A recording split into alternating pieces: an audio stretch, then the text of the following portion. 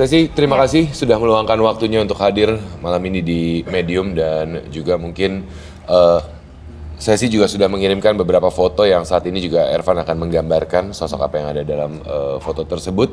Dan mungkin bisa diceritakan kepada teman misteri di rumah, Tasya, Ervan dan juga ke-30 panelis. Sebenarnya pengalaman yang berhubungan dengan dunia horor atau kisah mistis dalam kehidupan sehari-harinya apa saja yang pernah dialami?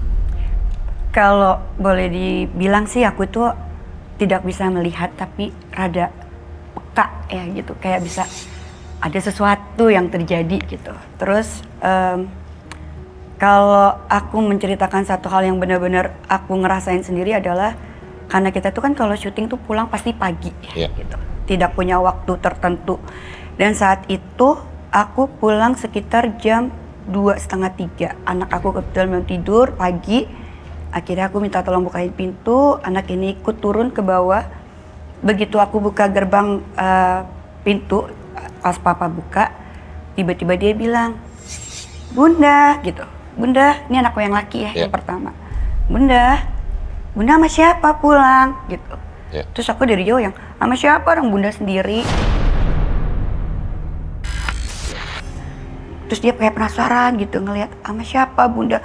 Begitu aku masuk ke dalam garasi dalam, anak itu masih ngeliatin mobil gitu. "Bunda, kamu sama siapa tadi?" "Nggak ada, Bunda pulang sendiri." Aku bilang, Enggak, kamu tuh berdua, aku tuh ngelihat kamu berdua." "Nggak ada, Bunda sendiri." Dan dia nyampe di kamar pun dia masih penasaran, "Bunda tuh pulang sama siapa sih tadi, Bun?" Dan aku di saat itu aku ngerasa kayak, berarti tadi aku siapa ya di mobil? Selama perjalanan pulang dari Cibubur ke lokasi rumah, artinya ada yang menemani. Iya. Kemudian apakah anak dari Sesi juga mungkin lebih menjelaskan lebih detail nggak sih sosok yang dia lihat? Apakah pria, perempuan? Iya. Atau Dia ngasih tahu sih, dia ngasih tahu itu adalah tadi itu Bunda sama perempuan. Bunda sama siapa gitu? "Gak ada, kayak Bunda sendiri." Aku bilang gitu. Tapi dengan penasaran si anak kecil ini tuh sampai pagi pun dia, "Bunda," gitu. Yang namanya anak 4 tahun kan dia penasaran banget ibunya pulang pagi sama siapa gitu kan. Aku tetap bilang nggak ada, Bunda sendiri. Dan itu sih takut sih aku saat itu. Tapi selama perjalanan itu, ketika kejadian hari itu, apakah Sesi sendiri dalam perjalanan pulang ada sesuatu yang aneh kah terjadi atau bagaimana? Maksudnya merasakan sesuatu kah? Nggak ada sih ya, pokoknya aku itu kalau pulang syuting malam, spion dalam aku itu pasti aku tutup gitu kan. Dan aku berusaha di samping kiri aku nih, bangku kosong ini selalu aku isi barang yang banyak gitu, biar aku menghilangkan rasa takut aku ada siapa di sebelah. Jadi aku tuh berusaha untuk nggak deh, aku nggak ada siapa-siapa, nggak ada sosok apapun gitu. Jadi selama perjalanan itu aku kayak ngerasa ya biasa aja gitu. Aku berusaha untuk, pokoknya aku tuh kalau pulang pagi syuting aku berusaha untuk sepositif mungkin gitu. Walaupun aku ada beberapa hal kejadian yang bagi aku kok aneh ya, kok aneh, tapi aku tetap yang positif karena sendirian kan, perjalanan aku juga jauh gitu. Jadi aku nggak mau ngerasain apa-apa. Jadi artinya sebenarnya yang memang melihat sosok tersebut adalah anak dari Sesi ya. Tapi sebelumnya mungkin Tasya, saya boleh minta bantuannya untuk screening terhadap Sesi juga terlebih dahulu. Seperti apa auranya, kemudian juga mungkin apakah sensitif atau tidak atau bagaimana, silakan. Sesi boleh berdiri? Boleh Kak Tasya. Pinjam tangannya. Aduh dingin loh tangan saya ini. Ya Kak Sesi ini kelihatan sensitifnya, bahkan sebenarnya terbuka. Jangan. Terbuka, dirinya tuh terbuka gitu. Jadi sebenarnya kalau mau lihat bisa lihat. Terus kadang-kadang bisa ngerasain, bukan kadang-kadang, sebenarnya sering ngerasain, tapi selalu ditutup sama aura positif itu. Mau ya udah kalau ada sesuatu, enggak lah, tutupin barang, tutupin apa, semua dicari alasannya. Selalu mencari alasan terhadap sesuatu yang dilihat. Terus nggak pedulian juga, jadi berusaha untuk bodo amat aja apapun yang terjadi. Tapi sebenarnya itu turun ke anaknya sih jadinya. Baik. Jadi saya silakan Tasya. Iya, makasih Kak Tasya.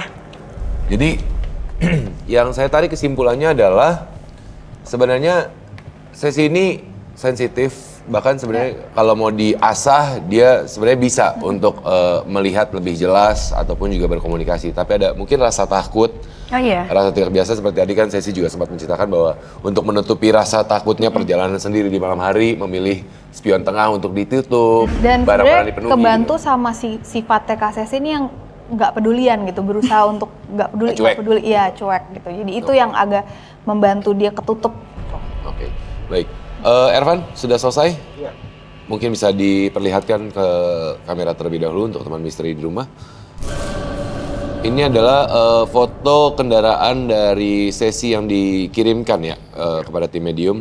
Mungkin kalau misalnya teman misteri bisa lihat bahwa memang kondisi itu adalah memang satu sosok perempuan yang duduk di kursi penumpang bagian depan artinya ya, mendampingi Sesi sebenarnya. Dan kondisinya yang ingin saya tanyakan, sosok ini memang selalu ikut atau kebetulan hanya ada atau bagaimana? Kebetulan aja, kebetulan ada, nggak selalu ikut. Bukan sosok yang menempel atau apa ya? Oke. Dari lokasi syuting kah atau gimana? Iya, sebenarnya Kak Sesi itu juga kadang-kadang kalau pergi kemana, nggak selalu, pergi kemana tuh dia suka diikutin karena ada selain ada nggak pedulinya, tapi ada satu bagian sifatnya tuh ngayomin gitu, mengayomi. Nah itu tuh kadang-kadang nempelin aura keibuannya keluar ya.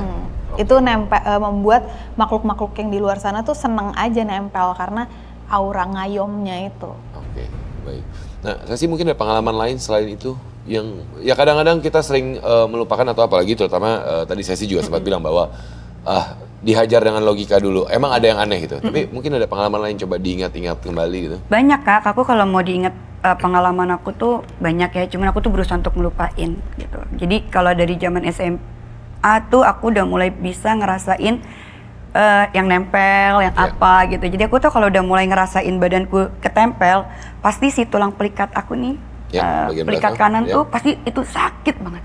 Sampai aku tuh harus ngomong gitu ya, sampai aku harus ngomong ke si gendolan aku ini kayak, udah sana gitu.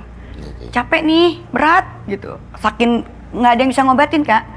Mau diurut sedalam apapun tuh pakai kayu, itu nggak akan bisa. Dan yang bisa ngobatin tuh sebenarnya tangan papaku gitu. Sampai aku tuh udah, makanya aku sekarang kalau udah pelikat aku sakit, aku tuh banyakin zikir. Aku udah nggak bisa lagi berbuat apa-apa karena kalau udah sakit tuh sakit banget Kak. Gitu. Nah, aku coba lihat ya. Apakah memang sebenarnya terbuka atau bagaimana gitu ya? Pasti kalau lagi ada yang gendol tuh di sini tuh kayak ketusuk, pegel, berat, semuanya ada di sini. Parah. Ya, parah Kak. Ini tuh sebenarnya bukan bolong, tapi itu sensor ya Kak Sesi. Sensornya ada di belakang. Jadi ketika ada sesuatu yang buruk atau energi yang nggak bagus ada di deket dia, pasti ini sakit. Iya. Gitu. Dan